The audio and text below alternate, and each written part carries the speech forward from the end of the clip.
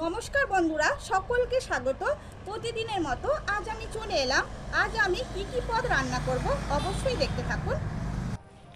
দেখুন বন্ধুরা, ডিম আলু সেদ্ধ করে আমি লবণ হলুদ মাখিয়ে নিয়েছি। কড়াইতে তেল গরম হয়ে গেছে, দিয়ে দিলাম লবণ হলুদ মাখিয়ে রাখা বেগুন। ভালো করে আমি ভেজে নেব।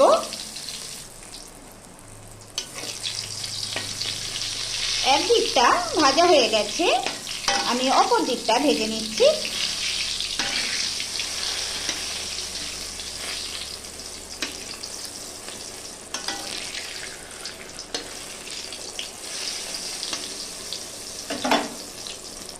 বেগুন ভাজা হয়ে গেল, আমি একটি পাত্রে তুলে নেব।